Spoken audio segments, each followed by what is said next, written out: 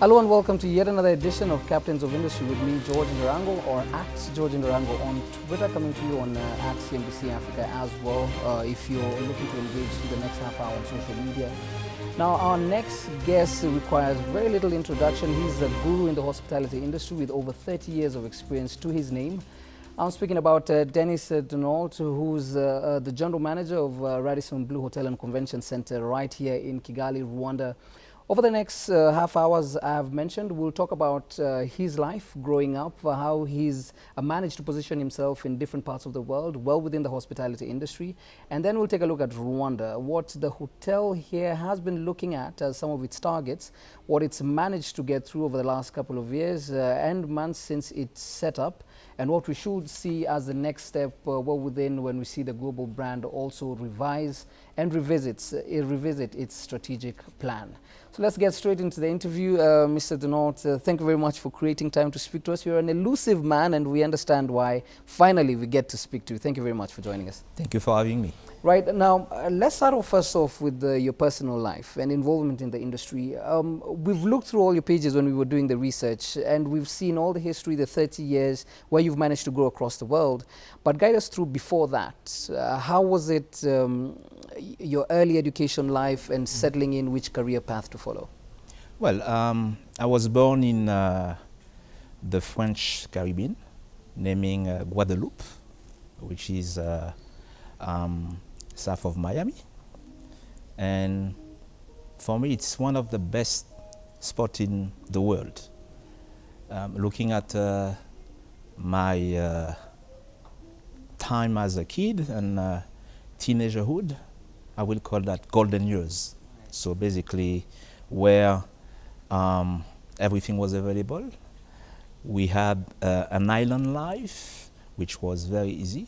I was in a basketball team, and we have won a major regional award, and we were invited to a hotel to get this award. And this is from that glittering environment that I was captivated, I will say, by hospitality.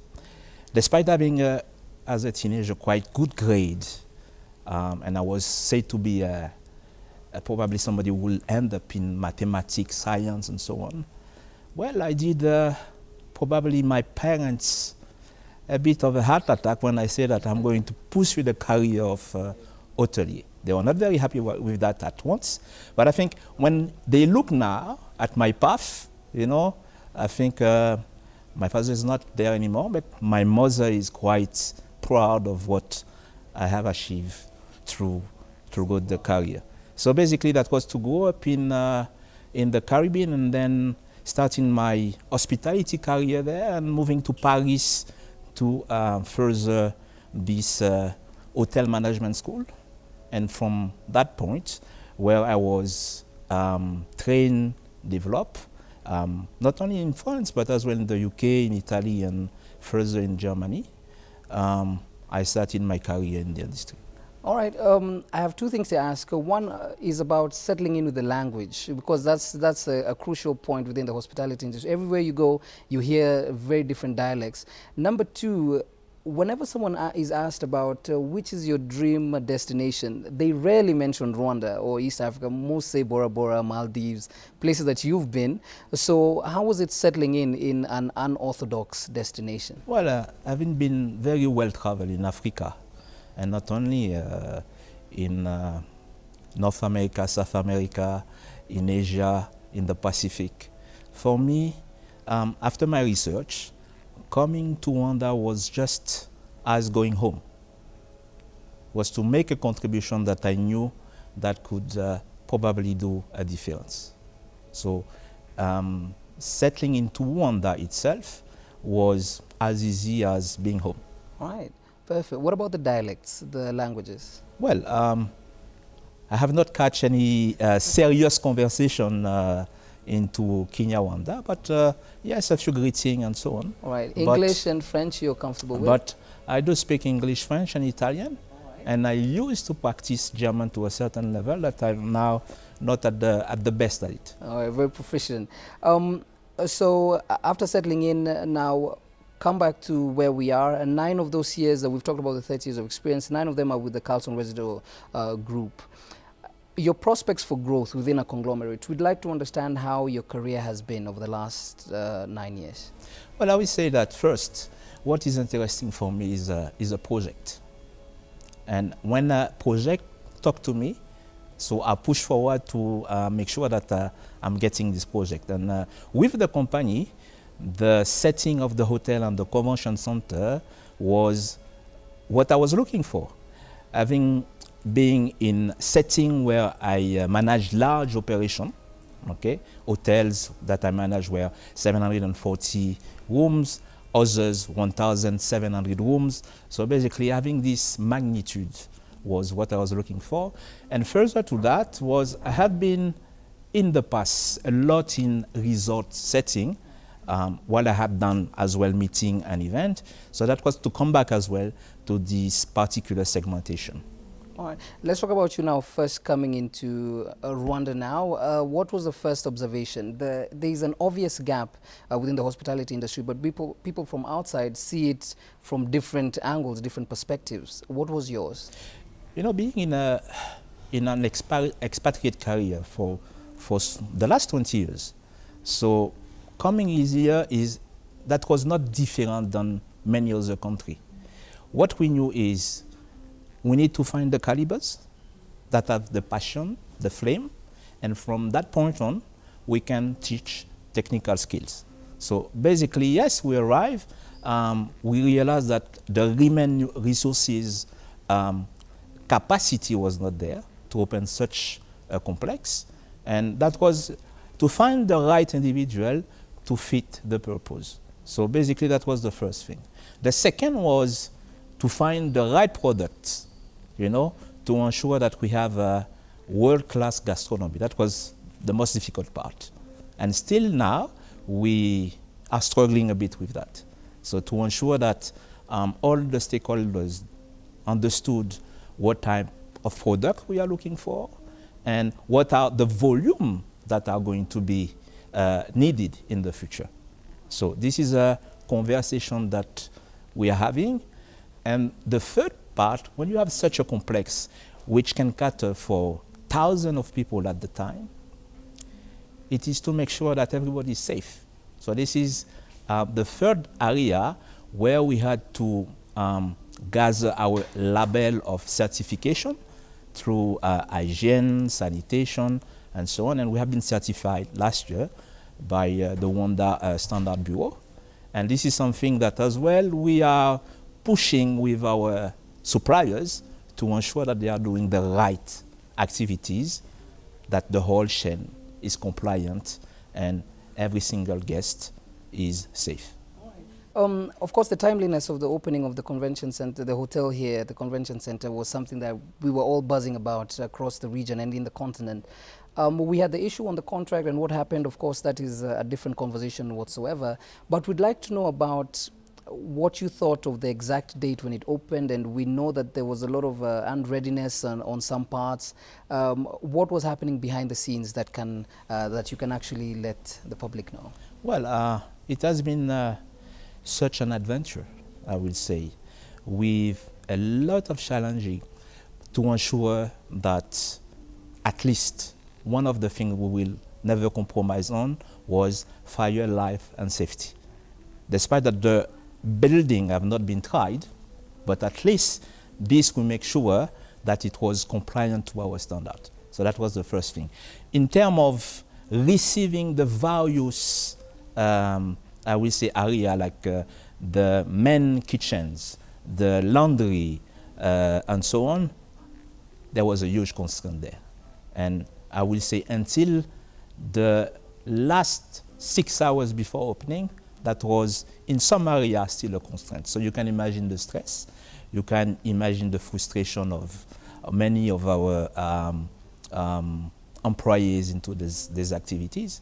It has been a journey, and I am proud to say that despite the distress, none of the guests have felt, you know, that there was eventually an issue in this area or that one. So that's the part where we have trained the people, to block their feelings and their frustration and to give the best at this time to the customers. All right. I will tell you, the first time we came for the opening, I had mentioned it when we were just talking before the interview. What was noticeable was the staff and how they treated everyone. It was clear that the training had been done. But we'd like to know how you went about getting your workforce together. We know some of them who maybe might have been picked from other hotels, trying to get everyone on board on the same Radisson standards and practicality of work. Well, through a workforce of 525 employees when we started, 90% of them have never set foot in a hotel, a restaurant, a bar, or such related business.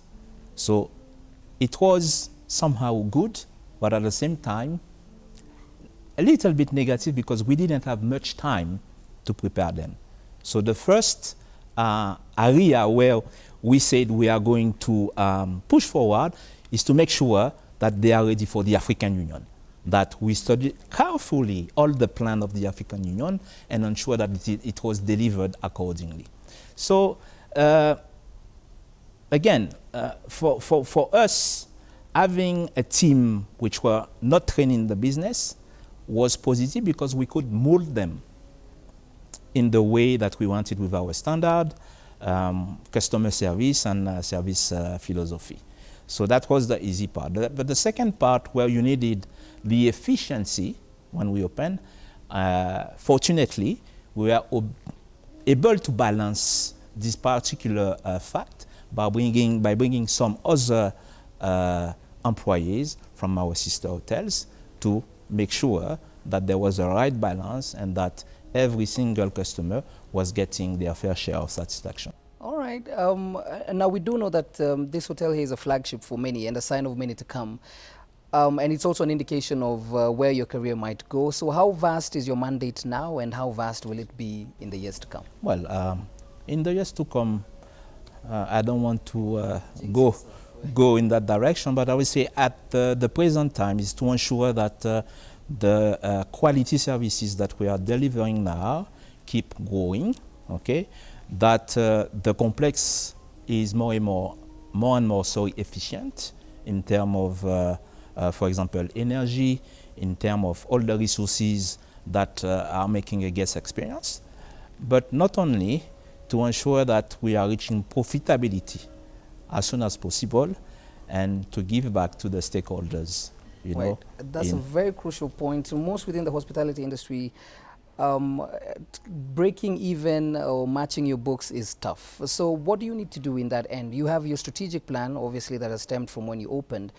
But have you noted things that might need to be changed so that you can meet your financial needs as well? No, absolutely, yes. We have optimized period after period how we are operating. And as I said before, 90% of the employees were not from this field. So there was a training period for them to understand what is the impact of their action. So I think we are there financially for them to be more efficient, okay? But at the same time, I will say that one of the things that we are doing with key people is to send them abroad, because when you are in your setting, you have difficulty to realize. So we have sent people to Nairobi, to Addis, to Brussels, to Amsterdam, and as far as to Stockholm, where we have a sister hotel with almost the same setting.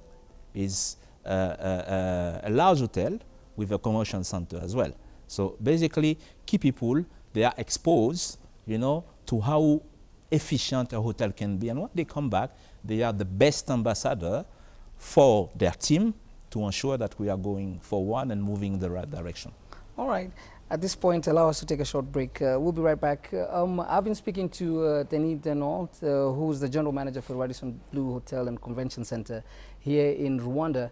Now, when we come back, we have the Carlton Residor Hotel Group that changed its name to Radisson Hotel Group. What does this mean for some of its subsidiaries all across the world?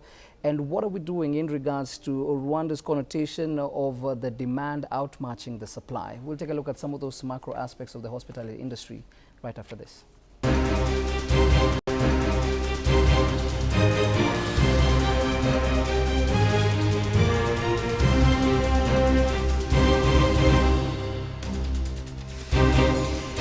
Welcome back. You're still with us here on today's edition of Captains of Industry on CNBC Africa.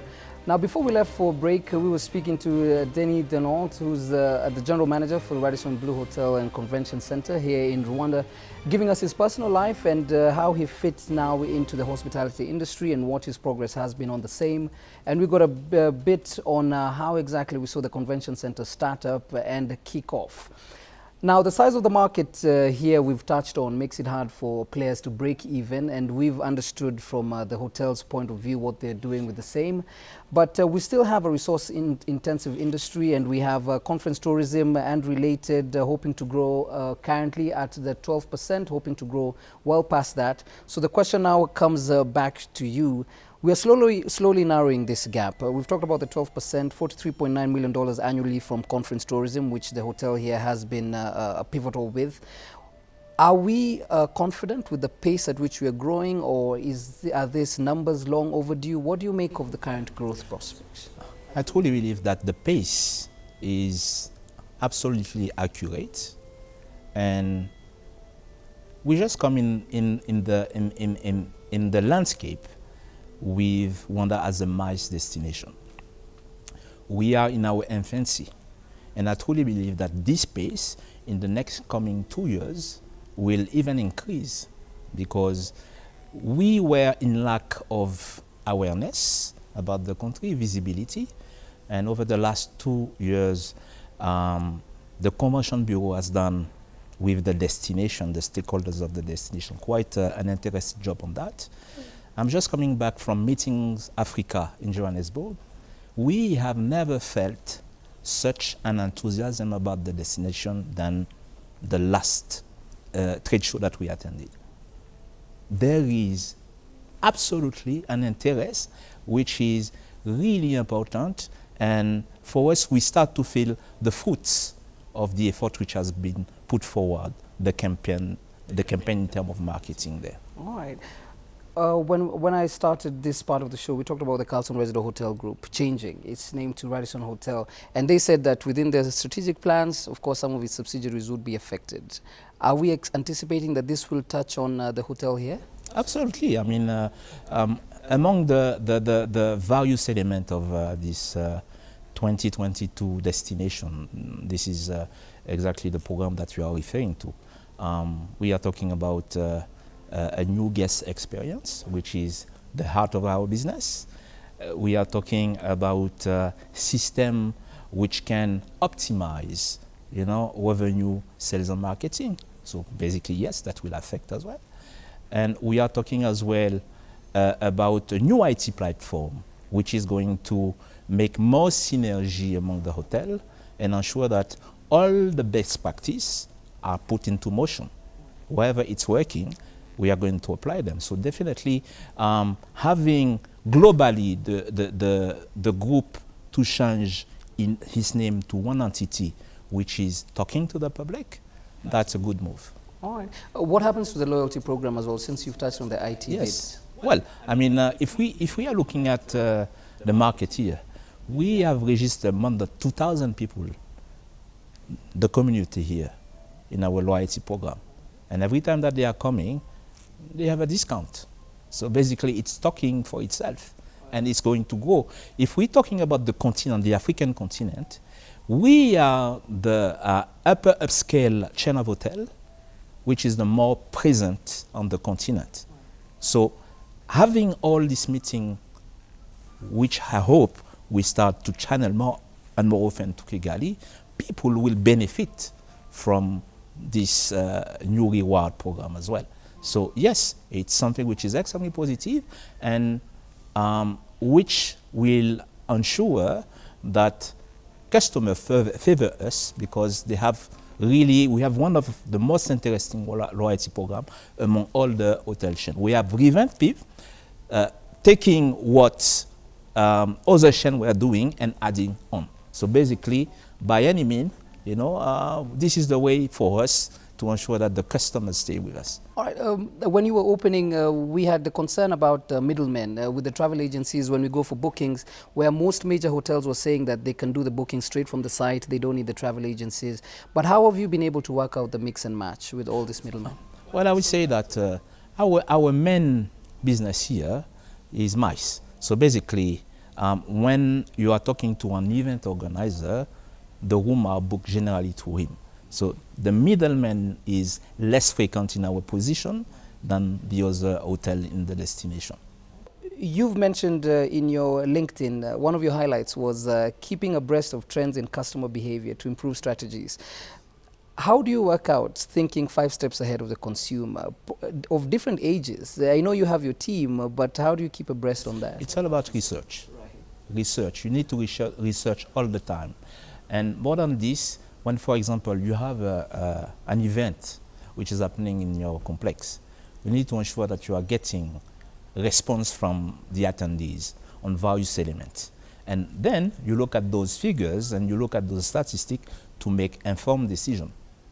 So that's one of the things that you need to ensure that you are always looking at those stats. More than anything, we are in a convention center setting.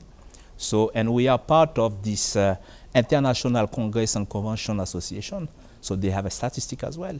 So we see what is happening abroad, best practices and so on, we put forward to us. And at the same time, wherever there was issues on particular factors, we know that and we try to anticipate for ourselves how we are going to move forward. 2017 was a tough year for any industry, let alone the hospitality industry. Tell us how you managed to fare through that and how different 2018 is for you. Well, it has been with consequent stress, I might say. Fortunately, this year is over and we are looking now at a year where the outlook is really promising. One of the factor which is showing us that the year is going to be of a positive, result is that traditionally January, February, March, and April, this is a tough business. All right. So this year, January was good, February was very good, March is looking fantastic, April is good. So that is setting the tone for the year, the rest of the year. So I will say that one of the things that we try to do with the Convention Bureau is to ensure that the first quarter of 2019, 2020, etc., is filled with business. If this is done, the rest of the year is going to be really of interest. All right. Any words to different players who are trying to venture into the Rwandan industry or the East African industry that might not have the same scale of investment as you? What would you tell them to be on the lookout for? Any potential barriers? Well, I will say that, Rwanda is one of the success stories in terms of business. So I have discovered a place where there is transparency, there is ease of doing business, where you can venture in and out now since January without pre-requesting visa. So all this is making sure that when you invest here, for example, you can go back home with your dividend whenever you like. So this is one of the things that at us, and there is still a lot of things to do in manufacturing, in agriculture, in technology, in IT, in services. And with what I see as a foreigner, there is a lot of facility to encourage, investors to come in Rwanda. So if they are coming in Rwanda, they should stay at the Radisson Blue, of course. All right. And even if they don't, they definitely know who will be the main competitor. Thank you very much for creating time to speak to us. Time really flies when you're having an interesting conversation. We've been speaking to a gentleman who has over 30 years of experience to his name, within the hospitality industry, the general manager of the Radisson Blue Hotel and Convention Center here in Rwanda, guiding us through his personal life and venturing the corporate space in the industry and still trying to keep abreast on some of the consumer trends. That has been Captains of Industry. Thank you very much for tuning in. Stay tuned to the regular broadcast of CNBC Africa, first in business worldwide.